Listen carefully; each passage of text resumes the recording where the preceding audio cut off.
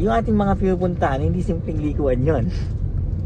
Kaya nga eh, Talagang kanina nawawala ako sa ano eh. left at right talaga na yung sunod-sunod na pagliko, nagpapalit kayo ng gear. Pero at least nagkaroon ng idea.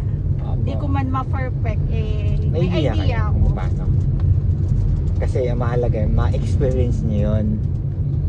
Makuha nyo yung may mga kasabayan kayo, pero hindi kayo natataranta. Alam nyo yung gagawin ninyo. Kahit may bumusina sa inyo, hindi kayo matataranta. Hindi na, wala na, ano eh, baliwala na sa akin ang nabusina.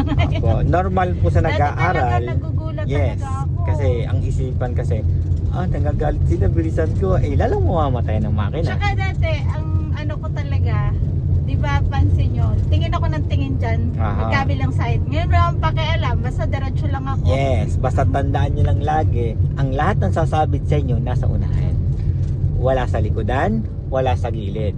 Sa likodan, pag bigla kayo nag full stop. Kaya tinuro ko sa inyo, pag kayo mag-full stop, tingin na ang likodan. Baka kasi may nakatutok.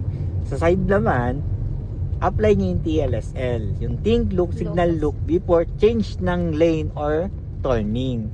Kung kayo straight lang din naman, hindi sasabit yung mga nasa likod at mga nasa gilid. Normal lang sa nag-aaral na ang isip baka sumabit. Lalong sasabit kasi natitig tayo sa kanila. Yung sasakyan, doon napunta kasi ang focus natin nasa kanila na. Wala na sa sasakyan natin. Pwede yung titigan, tumabi tayo. Kahit ilang oras yung titigan yung mga kasalubong o mga... Pero kapag natakbo ang sasakyan, focus kayo doon sa sasakyang dinadrive natin. Kung saan ba napunta. Pagbilis ng takbo, paglayo ng distance nyo. Pagbilis ng takbo, pag sensitive ng pihit nyo. Yun yung laging tatandaan. Pagbilis ng takbo, pag sensitive ng Pihit. Okay. Di ba pag mabagal? Ibig sabihin, pag mabilis ang takbo, konting pitik. Yes, ano meron yun? na siya. Okay. Di ba pag tayo naliko, Oo. ang bagal ng takbo pero bakit ang bilis ang aking ikot? Okay. Kaya laging sasabi sa inyo, bagalan na ng sobrang bagal. Tapos bilisan pag ikot. kumalhati, mabilis ang ikot pero sobrang bagal ang takbo. Okay. Pag bilis ng takbo, Ay, sobrang bagal ng ikot. sobrang bagal ng ikot. Opo. Kaya lahat ng intersection, bagalan nyo muna. Kaya tayo natataranta kasi yung speed na yon hindi pa natin kaya.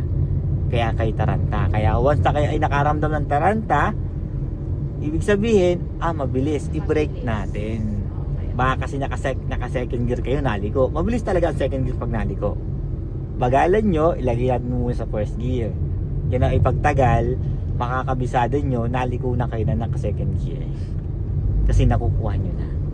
Pero sa mga beginners, first gear lagi, bagalan nyo. Huwag kayong mataranta na, baka magalit sila, ang bagal-bagal ko. Isipin nyo yung sasakyan na yung pinupunta ng sasakyan nyo. Na wag lang kayo mag-full stop lang bigla, bagalan nyo lang. Yun ang mas safe na gagawin ng mga beginners.